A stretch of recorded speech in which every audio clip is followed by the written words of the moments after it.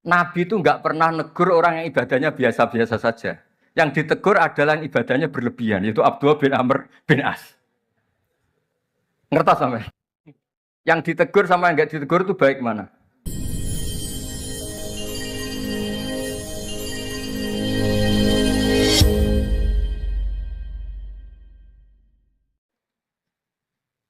Nabi itu tidak pernah negur orang yang ngimami pakai kulhu, tapi pakai bakoroh ditegur. Pokoknya aku lagi partai kaum duafa nih, kamu nonton terus. Ini suara satu lebih nanti, tapi ini hak nih. Sehingga dalam banyak cerita dan ini disepakati banyak ulama. Uwais Al-Qarni itu lam yaltaki Rasulullah Shallallahu Alaihi Wasallam. Walam ya rohu. Hampir semua riwayat bilang Uwais Al-Qarni itu tidak melihat Rasulullah. Beliau itu sering nangis karena tetangga-tetangganya sudah sowan Rasulullah dan tentu mereka menjadi sahabat karena sudah sowan Rasulullah. Tapi Uwais Al-Qarni dia ibu mokongnya ra karuan. Ditinggal lu ra gelem, mokong cerewet ngamuan. Njuk nglayani Uwais Al-Qarni. Uwais Al-Qarni itu lebih berpegangan konstitusi bahwa birrul walidain terutama ibu itu amru Rasulillah. Ummuka. Tapi apa yang terjadi? Uwais Al-Qarni yang tidak pernah sowan Rasulullah digelari khairul qurun Uwais Al-Qarni. Karena taat ning gone mandate Rasulullah nggih niku khidmah kalian enten ibuke. Padahal boten di zamannya beliau sebetulnya menangi zaman Rasulullah, enggak sowan. Maksud kula Pak Hasan, dadi sing ora roh-roh ya aja terus sampean ngrasa luwih tinggi. Nggih biasa mawon, kabeh iku sementing ikhlas ridane Allah Subhanahu wa taala. Nah, ini kita terus mboten iki masalah konstitusi, soal masalah Al-Kutub, Al-Mu'allafah. Saya ini tadi kata Gus Raum, saya itu orang mungkin yang tidak mulazim ke Sayyid Muhammad, tapi kata tadi Mas Lutfi, kalau sanad ke Sayyid Alawi saya tentu lewat Mbah. Mbah Mun itu teman akrabnya bapak saya. Dulu ketika beliau mondok di Mekah itu yang nganter Mbah saya, Mbah kandung saya, namanya Mbah Sidik. Jadi keluarga saya ya pokoknya muamalah terus musohabah semuanya sama keluarganya Gus Raub itu minal ajdad. Ya sampai kadang beda pilihan presiden. Tapi tetap rukun. Karena nganggap itu urusan akidah, lagi biasa mawon apa? Biasa. Begini, niki rungokno tenan. Saya entah berapa kali sampai lupa nyetak kitab, tapi bukan nyetak komersial. Sama lagi bukan komersial. Jadi ini nggak perlu menyinggung siapapun, enggak komersial. Al-Hajju Fadha'il wa Ahkam itu saya nyetak entah berapa kali. Dan semua yang saya kasih Gus Rob itu mesti terus minta dibacakan. Kenapa? Karena semua fikih di Indonesia itu pasti bilang ar-ramyu itu ba'das zawal. Semua takrib, mu'in, i'ana, semuanya pasti ar-ramyu itu ba'das zawal. Kunna natahayyanu fa idza zalati syamsu romaina. Kita ini nunggu zawalu syamsi baru romaina. Ya ramyu yaumil hadi asyar. Ketika ada peristiwa mu'assim, terowongan Mina, karena jutaan orang ke titik yang sama di jam yang sama. Sama lagi, jutaan orang ke titik yang sama di jam yang akhirnya Sayyid Muhammad memberanikan diri fatwa secara terbuka bahwa boleh Romyo keblas zawal. Mereka mesti komplain. Iki kitab apa? Sampai komplain. Saya bilang, ini yang ngarang putune Kanjeng Nabi. Kabeh bantah. Terus tak dudono takbiri. Dan beliau cara ngendikan masuk akal. Ya, ini sering haji napa mari sakniki haji yo wonten sing bisnis bareng. Pokoke sing haji lah niki cerita. Sing haji, sing bisnis haji tenan pokoke haji.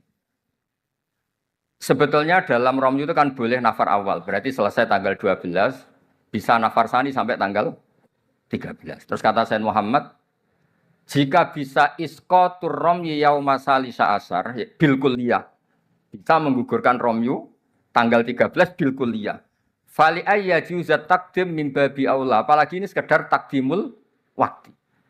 Dan beliau bilang di kitab Al-Hajju Fadha'il wa Ahkam, dan tidak yusamma mukhalafatan.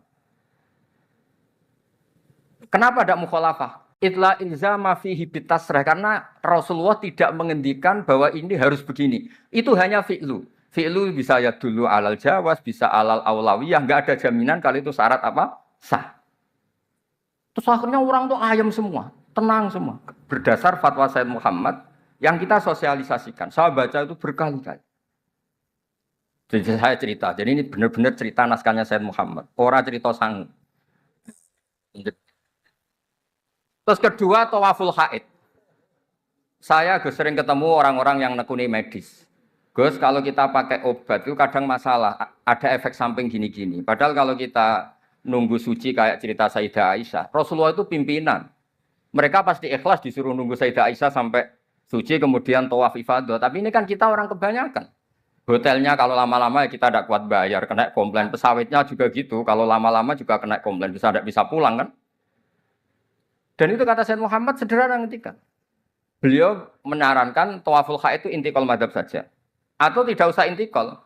Kalau mendekati waktunya habis, langsung tawaf. Tapi nunggu waktunya mepet. Karena dengan mepet berarti statusnya darurat. Apa statusnya? Darurat.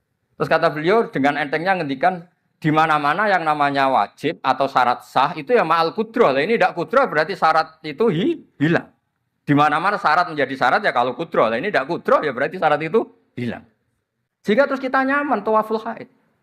Itu di kitab Al-Hajju Fadhil Ahkam. Bisa dicek Pak Hasan halaman 115 ini. Ini bukan cerita Malaysia, cerita teks. Jadi buat ini serius. Karena tadi kan orang-orang bisa guyon cerita nikah, berarti Anda tukang nikah. Nah kalau sekarang guyon karena ilmu, berarti Anda mubarok betul. Cerita nikah ya iso guyu, cerita ilmu iso guyu, berarti waras sampean. Ternyata bisa seneng dengan ilmu bisa dengan rileks saja. Saya baca kitab beliau yang khataman, ini Gus Rauf saksinya. Saya baca Qawaid Asasiyah itu pasanan khatam tahun 39. Terus poso ini kemarin 45 ini saya juga khatam baca Qawaid Asasiyah. Dulu itu karangan Sayyid Alawi namanya Zubdatul Itqan. Di era Sayyid Muhammad disebut Al-Qawaid Al-Asasiyah fi Ulumil Quran. Saya ngajar di sarang ya kitab itu di pondoknya Gus Zufur. Saya berkali-kali baca kitab itu di Kudus, di pondok saya kemarin khatam. Terus kitab beliau yang saya senang sekali diantaranya tentu Mafahim Yajibu Antus Soha. Tadi Mas Lutfi cerita betapa repotnya Sayyid Muhammad ngadepi Wahabi. Tapi di Indonesia saya sering cerita ke mereka, bahkan sebagian yang berfaham itu di kota banyak yang menjadi minna. Saya cerita begini. La ilaha illallah itu kalimatun dakhala bihal kafiru al-Islam. Fakaifa bihadil kalimah. Kok terus jadi tukhriju hadil kalimah al-muslimah minal Islam ilal kufri. Orang tahlilan, orang nyekel patok, orang-orang NU yang khol itu nyekel patok yang la ilaha illallah, la ilaha illallah. Itu kalimat yang orang kafir puluhan tahun menjadi muslim. Masa dengan kalimat yang sama menjadi kafir, itu logikanya tidak kena. Berarti kalimat ini punya dua status. Ya mukminah memukminkan, juga mukafirah mengkafirkan. Itu kan lucu gitu. Dan itu mereka terus menerima. Kayaknya benar Gus Pak. Masa kalimat yang 70 orang misalnya kafir dalam waktu 70 tahun, itu karena melafatkan satu kalimat itu saja, la ilaha illallah Muhammadur Rasulullah, langsung menjadi apa? Menjadi muslim atau mukmin. Masa dengan kalimat yang sama, hanya karena sambil megang patok, terus menjadi apa?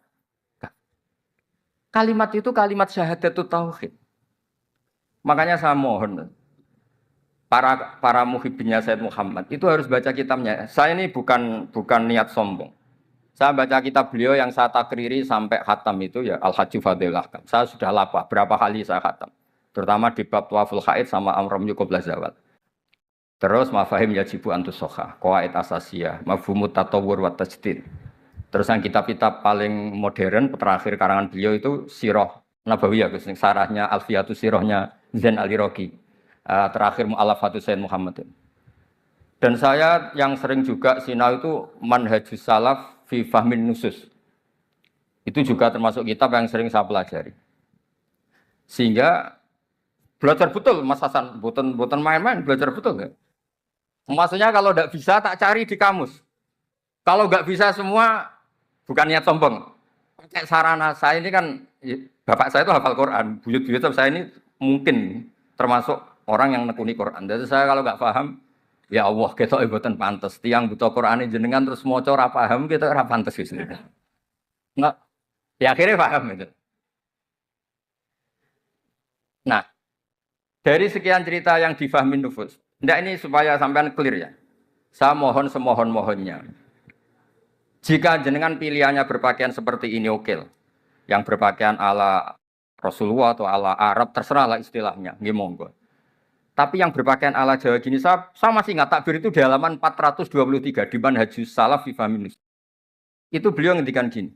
Wa kanat sunnatu Rasulillah sallallahu alaihi wasallam annahu yat'amu ma yajiduhu fi ardi wa yalbasu ma yajidu wa yarkab ma yajidu mimma abahahu wa famanis ta'mala ma yajiduhu fi ardi fa huwa al-muttabi' lis-sunnah kama annahu hajjal baita min madinati faman hajjal baita min madinati nafsi fa huwa al-muttabi' lis-sunnah wa illam takun hadil madinah tilka.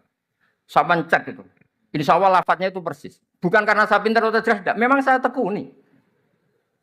Aku raiso seneng terus masang foto tok itu tidak bisa. Saya tidak jenis seperti itu. Terus seneng ngenang di sangon itu ora iso. Saya itu sebenarnya tidak bisa. Tidak bisa. Saya tidak jenis itu.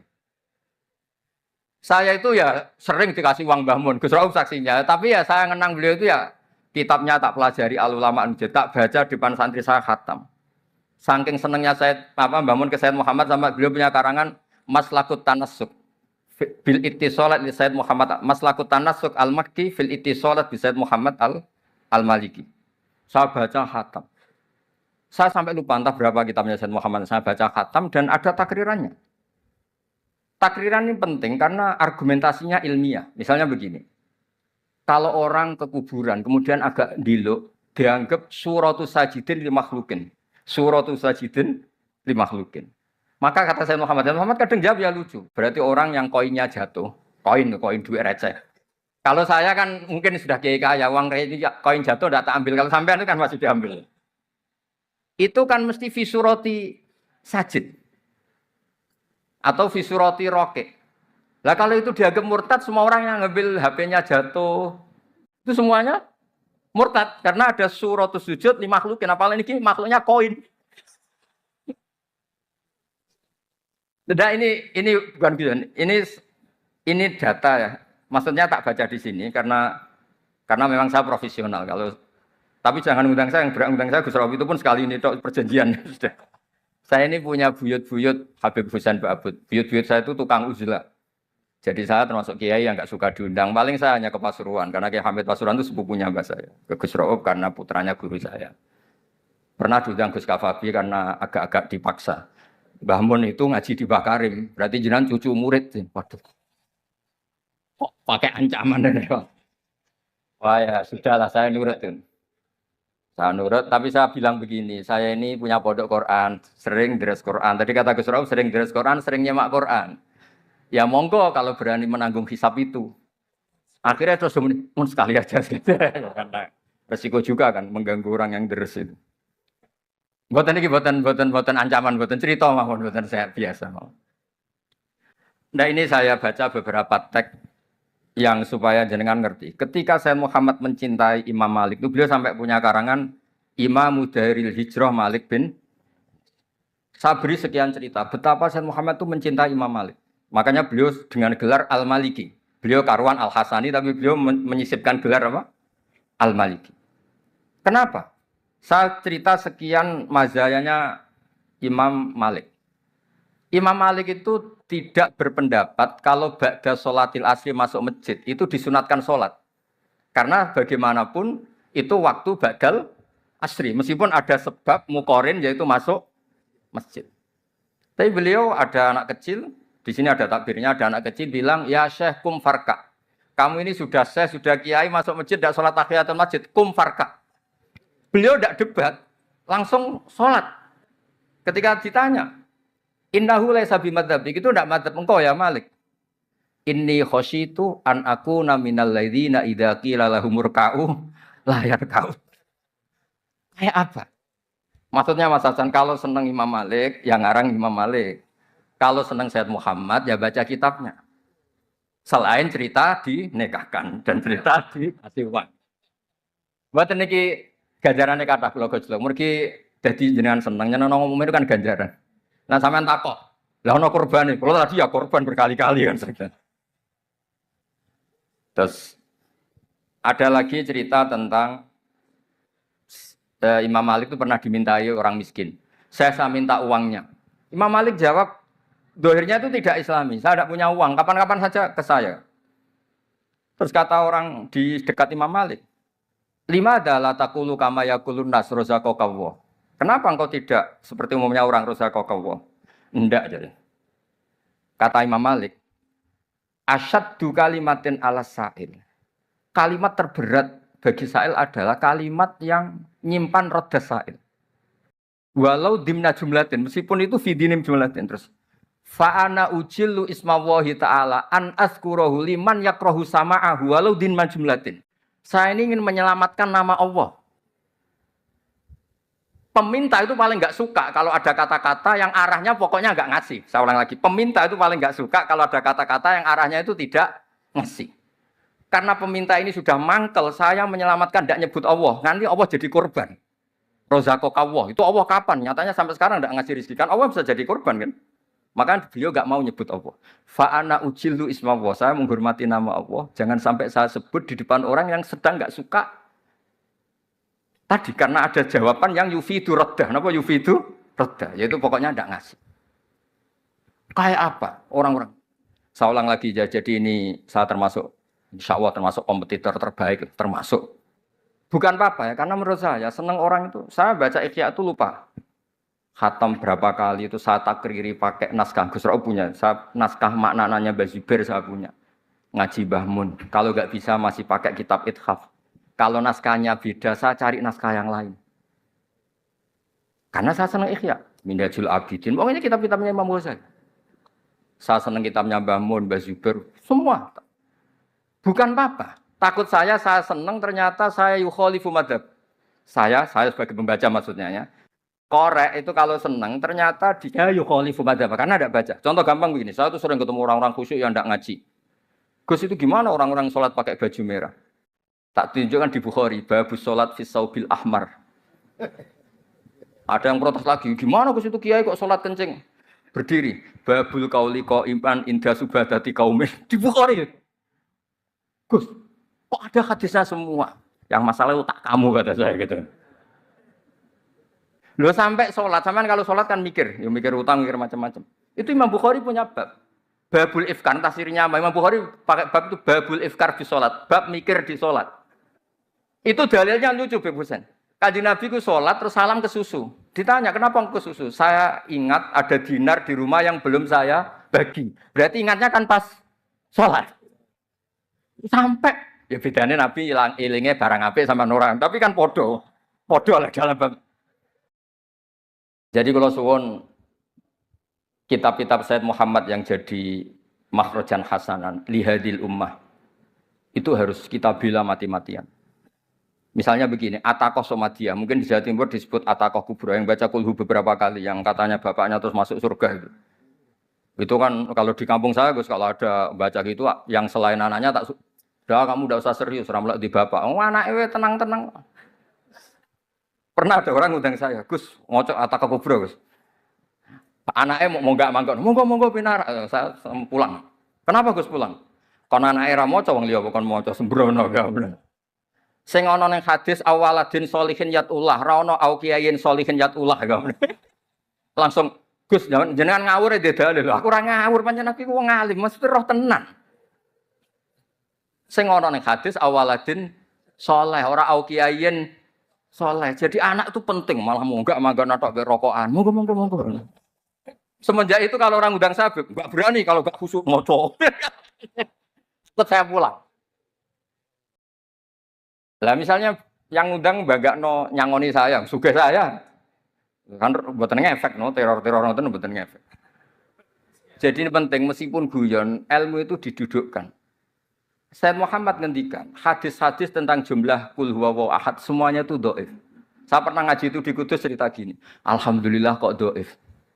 Hadis tentang jumlah la ilaha illallah yang banyak, alhamdulillah juga dhaif. Karena kalau itu syarat sahnya harus banyak, berarti begini. Mangkola la ilaha illallah mi'ata marrah lagi dakhalal jannah. Berhubung enggak ada jumlah mi'ata marrah, satu pun sudah dakhalal jannah. Qul huwahad juga sama, di riwayat Bukhari jelas. Ada orang kalau ngimami baca kulhu ditanya, "Kenapa engkau baca kulhu?" Li annaha sifatur rahman, fa ana uhibbu an aqra'a biha. Kata Nabi apa?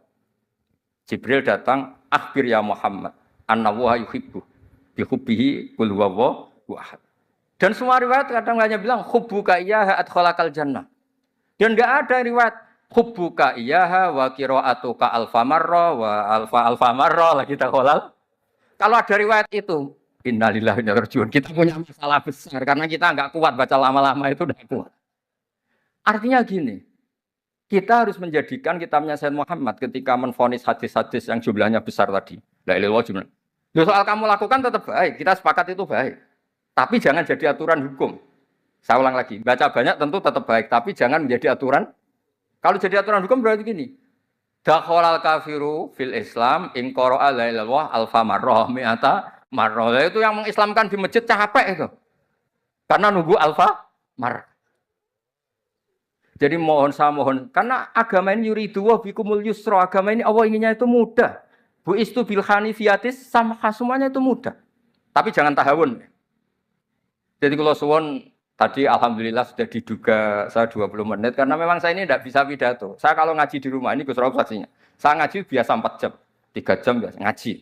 Ngaji ada kitabnya saya baca Jalalain, pinggirnya ada Sofi, ada Futuhat Ilahiyah, kadang ada Tobari itu kuat. Kenapa saya kuat 3 jam kalau ngaji? Saya ini pecinta umatnya Rasulullah SAW. Umat itu tidak boleh hanya mendengar kata-kata seorang bahak, enggak boleh. Harus mendengar kaifa qala Tobari, wa kaifa qala Al-Baidawi, wa kaifa qala Shahibus Shafi, wa kaifa qala Imam Syafi'i. Saking hormat saya. Cuma saya nyampaikan pancen rileks guyon, karena itu wasiatnya Bapak. Hak kena ngaji guyon. Nah, iku wong bingung kabeh sing ngaji-ngaji. Jadi, ya ngoten mawon.